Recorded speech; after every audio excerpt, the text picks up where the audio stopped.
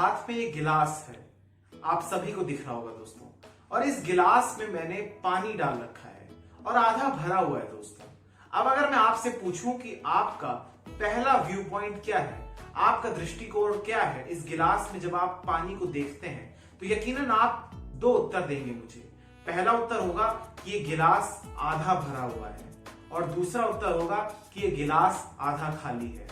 हाँ, कुछ बुद्धिजीवी होंगे जो कहेंगे कि इसमें आधा पानी से भरा हुआ है ये, और इसमें जो पोर्शन खाली है उसमें एयर है यानी वायु है। लेकिन दोस्तों, आज इस वीडियो में मैं बुद्धिजीवियों वाली बातें नहीं करूंगा, कोई भी ऐसी बात नहीं करूंगा दोस्तों जो कि फिलॉसफी से जुड़ी होंगी, बल्कि ऐसी बात करूंगा जो कि आम जन जीवन से जुड़ी है, आम जनमानस से जुड़ी है, आपसे जुड़ी हुई है दोस्तों। नमस्कार, आदाब, सत श्री अकाल दोस्तों, स्वागत है आप सबका मेरे YouTube चैनल स्वप्निल जंक्शन पर, और मैं आशा करता हूं कि आप सभी स्वस्थ और सुरक्षित होंगे। दोस्तों, जब मैंने आपको इस वीडियो के प्रारंभ में ये गिलास दिखाया, तो उसके बाद मैंने आपसे पूछा था कि आपका नजरिया क्या है। दोस्तों, being a student of journalism, मेरा ये मकसद है या मेरा ये उद्देश्य है या हमें ये पढ़ाया जाता है कि हमें गिलास को आधा खाली ही देखना है, या ये मेरा पर्सनल नजरिया भी दोस्तों यही है कि हमें गिलास को आधा ही खाली देखना चाहिए। उसकी कारण सबसे बड़ा ये है कि अगर हम गिलास को आधा भरा हुआ देखेंगे दोस्तों, तो हम सेटिस्फाई हो जाएंगे, हम संतुष्ट हो जाएंगे। लेकिन जहां पर भी गुंजाइश होती है किसी विकास की या किसी ऐसी चीज की कि वहां पर वो कार्य हो सकता है, तो आपको संतुष्ट नहीं बैठना है। और दोस्तों, ये हमारा अधिकार भी है कि हम हमारे राइट्स को मांगे, यह हमारा बुनियादी हक है। लेकिन एक बात और आपको स्मरण रहे, आपको याद रहे कि जब आप अधिकारों की मांग करते हैं तो उनके साथ जुड़ी होती हैं कुछ जिम्मेदारियां, कुछ ऐसे दायित्व जिनको आपको पूर्ण करना पड़ता है। और अगर आप उसको नहीं करते हैं, आप उन दायित्वों को नहीं मानते हैं, उनका पालन नहीं करते हैं, अपनी जिम्मेदारियों से भागते हैं, तो उसके बाद आपको कोई हक नहीं बनता कि आप अपने राइट्स के लिए मांग करें। दरअसल दोस्तों, आज एक संवाद आपके साथ मैं स्थापित करने का एक प्रयास करूंगा, और मैं आशा करता हूं दोस्तों कि आप मेरे साथ इस वीडियो में, इस सफर पर, इस वीडियो के सफर में अंत तक मेरे साथ रहेंगे। दोस्तों, दरअसल आपने एक चीज देखी होगी कि दो शब्द होते हैं। सबसे पहला शब्द है कुख्यात और दूसरा शब्द है माननीय, और इन दोनों के बीच है अपराधी। कंफ्यूज मत होइए दोस्तों, जब किसी अपराधी के पास या अपराधी के नाम के आगे कुख्यात जुड़ जाता है, तो वो एक प्रयास में लग जाता है दोस्तों, क्योंकि भारत के लोकतंत्र में इस प्रकार की, मैं कहूंगा कि परंपरा आ गई है कि यहां पर पहले तो अपराधीकरण होता है राजनीति का, लेकिन अब लगभग 1970 के बाद से, या आप ये समझिए कि 2000 के दशक के बाद से एक ऐसा दौर आया है इस देश में जहां पर जो अपराधी हैं वो राजनेता बनना तो चाहते हैं, लेकिन अब वो इस देश की लोकतंत्र पर भी कब्जा करना चाहते हैं, और धीरे धीरे सही वो इस प्रयास में सफल भी हो रहे हैं। तो दोस्तों, मैंने जिस दो शब्दों का आज आपके सामने जिक्र किया, उल्लेख किया, जब किसी अपराधी के आगे कुख्यात हट जाता है और वो देश के इलेक्टोरल प्रोसेस में आ जाता है, यानी वो कुख्यात से माननीय बन जाता है, तो उसके चारों ओर एक ऐसा लक्ष्मण रेखा का घेरा बन जाता है, एक ऐसी लक्ष्मण रेखा बन जाती है जिसके बाद कानून के हाथ या फिर प्रशासन के हाथ उस तक नहीं पहुंच पाते हैं। और वो चाहे कितने भी अपराध करके आया हो, उसकी पृष्ठभूमि कितनी ज्यादा दागदार हो, कितना बड़ा वो दागी नेता हो, कितना बड़ा वो कुख्यात आरोपी हो, लूट खसूट, हत्या, अपहरण, बलात्कार, रंगदारी, जमीनों पर अवैध कब्जा, इस प्रकार के जितने भी क्रिमिनल ऑफेंस हैं, क्रिमिनल जितने भी क्राइम्स हैं, जितने भी वो करके आया हो, वो सब नष्ट हो जाते हैं, ध्वस्त हो जाते हैं।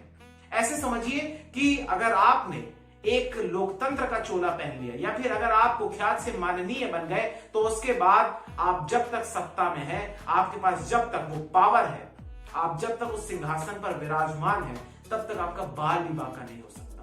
और इसकी तस्दीक करते हैं दोस्तों इस देश के आंकड़े। आज हमारे देश में दोस्तों संसद से लेकर विधानसभाओं तक, और विधानसभा भवन से लेकर एक छोटी जिला पंचायत तक भी, जिला की पंचायत तक भी, ब्लॉक स्तर हो, डिस्ट्रिक्ट हो, शहर हो, राज्य हो, फिर देश हो,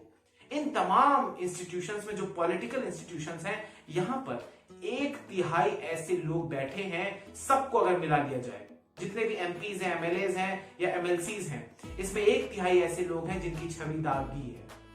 जो दागदार छवि के मालिक हैं, अपराधी हैं जो, और उसमें भी एक बड़ा प्रतिशत ऐसा है जिन्होंने गंभीर अपराध किए हैं, यानी सिविल ऑफेंस नहीं किया उन्होंने क्रिमिनल ऑफेंस किए हैं दोस्तों। तो ऐसे में दोस्तों आज एक सवाल सबसे बड़ा ये उठता है कि आखिर समस्या तो मैंने आपको बता दी, लेकिन इसका समाधान क्या है। तो आज इस वीडियो के माध्यम से दोस्तों मैं आपको 2 पॉइंट फॉर्मूला बताना चाहूंगा,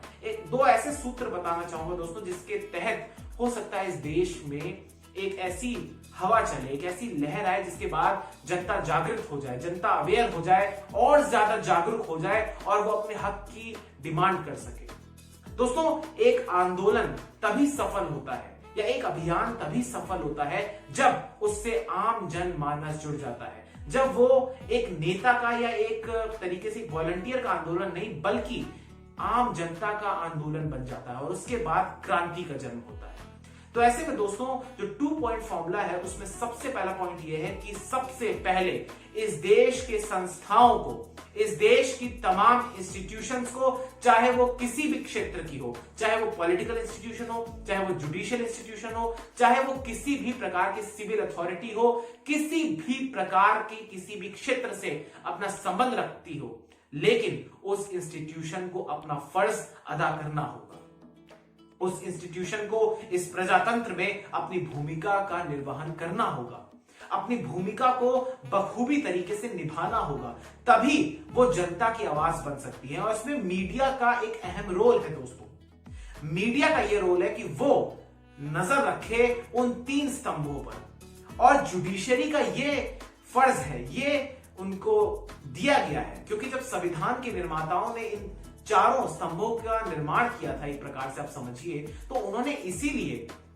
न्यायपालिका को भी जगह दी या मीडिया को भी जगह दी, ताकि जो दो जो स्तंभ है, कार्यपालिका और विधायिका, उन पर नजर रखी जाए। लेकिन शायद आज के इस दौर में ये जो जिनका काम था नजर रखने का, शायद आज वो कहीं ना कहीं नजर तो नहीं रख रहे, लेकिन मूक दर्शक जरूर बन गए हैं। और सत्ता के सामने कहीं ना कहीं हमने अधिकांश अवसरों पर यह देखा है कि वो नतमस्तक भी हो रहे हैं। ऐसे में दोस्तों इस देश की तमाम इंस्टीट्यूशंस को, चाहे वो प्रवर्तन निदेशालय हो, चाहे वो सीबीआई हो, चाहे वो सीएजी हो, चाहे वो हाई कोर्ट हो, सुप्रीम कोर्ट हो, डिस्ट्रिक्ट कोर्ट हो, पुलिस हो, ऐसी तमाम जितने भी विभाग हैं उनको अपना फर्ज अदा करने की आवश्यकता है। इसके बाद दोस्तों जो दूसरा सूत्र है, जो दूसरा एक समाधान है, वो ये है कि इस देश की जनता को, यानी आपको, मेरे तमाम स्वप्न जंक्शन के दर्शकों को, इस देश के नागरिकों को, इस देश के सम्मानित भारत के वासियों को, जिनके पास संविधान द्वारा वो मौलिक अधिकार हैं, वो मौलिक दायित्व जिनको प्राप्त हुए हैं, जो इस देश में रहते हैं, जो इस देश में कमाते हैं, जो इस देश के विकास में अपना महत्वपूर्ण योगदान दे रहे हैं, उनको उठना पड़ेगा दोस्तों। क्योंकि अगर आप धरने नहीं देंगे, अगर आप अपने नेताओं से, अपने जनप्रतिनिधियों से सवाल नहीं पूछेंगे, तो फिर वो तानाशाही करेंगे। और अगर आप चुप रहते हैं, उस समय आप चुप रहे, आपने क्रिटिकली एनालाइज नहीं किया उनको, चुनाव के समय आपने अंधाधुंध, आपने जाति के समीकरण को देखा, आपने धार्मिक समीकरणों को देखा, लेकिन आपने ये नहीं देखा कि आपके क्षेत्र में किसने विकास किया है, तो फिर अगर वो आपका शोषण करता है, अगर वो आपका विकास नहीं करता है, अगर आपको लंबी लंबी कतारों में खड़े होना पड़ता है और उसके बाद भी आपका कार्य नहीं पूर्ण होता है, तो इसके लिए जिम्मेदार केवल और केवल आप होंगे, क्योंकि आप जागरूक नहीं थे। अब दोस्तों आपको ये लग रहा होगा कि ये बड़ी बड़ी बातें मैं कर रहा हूं, ये अच्छी लगती है सुनने में, लेकिन एक तरीका और है दोस्तों, या एक तरीके से आप इसको ऐसे समझिए, इसका एक और स्वरूप ये है कि छोटे छोटे ग्रुप्स बन जाएं और वो हमेशा वो क्रिटिकली एनालाइज करें। और जैसा कि आप जानते हैं दोस्तों कि मीडिया की रीच है इस देश में, लेकिन आजकल मीडिया किस प्रकार से केवल एक एजेंसी के माध्यम का ही या एक एजेंसी पर ही निर्भर हो गया है, ये आप सब जानते हैं। उस एजेंसी का नाम भी नहीं लूंगा, लेकिन आप सब बहुत ही पढ़े लिखे हैं, बहुत ही बुद्धिमान हैं और आप सभी जानते हैं कि क्या हो रहा है। तो ऐसे में दोस्तों ग्राउंड जीरो पर, यानी जमीनी स्तर पर अगर आप लोग जागरूकता फैलाएं, जो इस देश के पढ़े लिखे नागरिक हैं, अगर वो एकजुट हो जाएं, वो सही चीज पहुंचाएं, और तमाम इंफॉर्मेशन दोस्तों मैं आपको बता रहा हूं, ये सब कुछ इंटरनेट पर मौजूद है। ये मोबाइल फोन जिसकी मदद से आज मैं आप तक अपना मैसेज पहुंचा पा रहा हूं, अपने विचार रख पा रहा हूं, अपना संदेश पहुंचा पा रहा हूं, यही मोबाइल फोन आपके पास भी है दोस्तों। इसमें गूगल करके आप इंटरनेट के माध्यम से उन तमाम लोगों की जन्म पत्रिका निकाल सकते हैं, कुंडली निकाल सकते हैं और आप बड़ी अच्छे तरीके से आप मूल्यांकन करके वोट दे सकते हैं। अभी कुछ ही समय में, कुछ ही महीनों में दोस्तों बिहार में विधानसभा चुनाव होने वाले हैं। अगर मेरा कोई भी भाई या कोई भी बहन अगर बिहार से देख रहे हैं, या कोई भी माता या बाबूजी अगर कोई भी बिहार से देख रहे हैं, तो मेरा आपसे निवेदन है कि प्लीज आप अपने यहाँ जब भी वोट दें तो इस बार जरूर सोच समझ के दें। शिक्षा, स्वास्थ्य, रोजगार, इन मुद्दों पर आप दीजिए। जातिगत समीकरणों को भूल जाइए, जो कि छत्तीसगढ़ हो या झारखंड हो, उत्तर प्रदेश हो, मध्य प्रदेश हो, राजस्थान हो, बिहार हो, इन राज्यों में ज्यादा होता है। तो इन समीकरणों को भूलकर आप वोट दीजिए। उसके बाद देखिएगा दोस्तों, आप जिन प्रतिनिधियों को चुनते हैं, अगर वो आपके लिए काम ना करें तो उसके बाद आप उनसे सवाल पूछ सकते हैं, और अगर वो ना भी काम करें तो आप धरना भी दे सकते हैं, प्रदर्शन भी कर सकते हैं। लेकिन हाँ दोस्तों, इस देश की भोली भाली जनता पर ही मैं सारा बोझ नहीं डालना चाहता हूं। इसीलिए मैंने सबसे पहले जो ये 2 पॉइंट फॉर्मूला मैंने आपको सुझाया, उसमें सबसे पहले मैंने इसीलिए इंस्टीट्यूशंस का नाम दिया। लेकिन जनता का भी एक अहम रोल होता है दोस्तों, क्योंकि जनता जब जिसके पीछे जुड़ जाती है ना, उसके बाद कोई आप पर तानाशाही नहीं कर सकता। हाँ, इस देश में दोस्तों कुछ ऐसे नेता भी मौजूद हैं इस समय जो पूरी निष्ठा के साथ विकास कर रहे हैं, और वो सभी पार्टियों में दोस्तों। मैं किसी पार्टी विशेष का नाम नहीं लूंगा, किसी राजनीतिक दल का नाम नहीं लूंगा, लेकिन ऐसे तमाम नेता मौजूद हैं, चाहे वो सत्ता में हो, चाहे वो किसी पद में हो, या फिर वो विपक्ष में हो। लेकिन उनके आसपास जो ब्यूरोक्रेसी है, अधिकांश लोग जो नौकरशाह हैं उनके आसपास, हो सकता है वो लोग उनको कार्य न करने दे रहे हो। ऐसा बहुत हद तक संभव है दोस्तों। इसीलिए इस देश में ऐसे रिफॉर्म्स की आवश्यकता है, चाहे वो पुलिस रिफॉर्म्स हो, चाहे वो एजुकेशनल रिफॉर्म्स हो, चाहे वो हेल्थ सेक्टर में रिफॉर्म्स हो, चाहे वो मैन्युफैक्चरिंग सेक्टर में रिफॉर्म्स हो, चाहे वो जुडिशियल रिफॉर्म्स हो। ऐसे तमाम रिफॉर्म्स की इसीलिए आवश्यकता है दोस्तों। और कोई व्यक्ति नहीं चाहता ये बात कि आप उसके भीतर, उसके कार्य क्षेत्र में आप हस्तक्षेप करें, आप दखलंदाजी करें, उसको चोट पहुंचेगी। कौन चाहेगा दोस्तों? आप भी मेरे दर्शक हैं, प्यारे दर्शक हैं, आप मेरे को बहुत अजीज हैं, लेकिन आप भी अपने जीवन में दोस्तों कोई ना कोई व्यवसाय करते होंगे, हो सकता है आप जॉब करते हो सकता है आप छात्र हो। आप भी नहीं चाहेंगे कि आपकी ताकत, आपकी पावर को छीना जाए रिफॉर्म्स करके। तो ऐसे में दोस्तों, Rome wasn't built in a day की कहावत को मानते हुए मैं ये आशा का दीपक अपने भीतर जरूर जला के रखूंगा कि कोई ना कोई एक व्यक्ति तो आएगा जो स्वयं के हित को पीछे रखकर देश के हित को आगे रखेगा, जो दल के हित को नहीं बल्कि देश के हित को ऊपर रखेगा। और ऐसे में दोस्तों, इस व्यक्ति को उदय करने में, या इस व्यक्ति का उदय होने में भगवान या ईश्वर अवतार नहीं लेंगे दोस्तों, क्योंकि उन्होंने अब इंसानों पर छोड़ दिया है, इस लोकतंत्र पर छोड़ दिया है कि आप इस देश में संभालिए, आप इस देश की कमान संभालिए, बागडोर को संभालिए। तो आप प्लीज प्रतीक्षा मत कीजिए दोस्तों, बल्कि पढ़े लिखे लोग जो है, मैं पुनः हर वीडियो में जब इस प्रकार की कोई संवाद आपसे करता हूं दोस्तों, और मैं यही विनती करता हूं कि प्लीज पढ़े लिखे लोग आगे आए, ब्रेन ड्रेन ना हो, पलायन ना हो, बाहर के देशों में ना जाएं। आप बाहर के देशों में अपनी प्रतिभा से लोगों को विकसित ना करें, ठीक है, अगर आपको वहां ज्यादा अच्छे अवसर मिलते हैं आप वहां जाके करिए, लेकिन अपने देश को पहले फोकस में रखिए।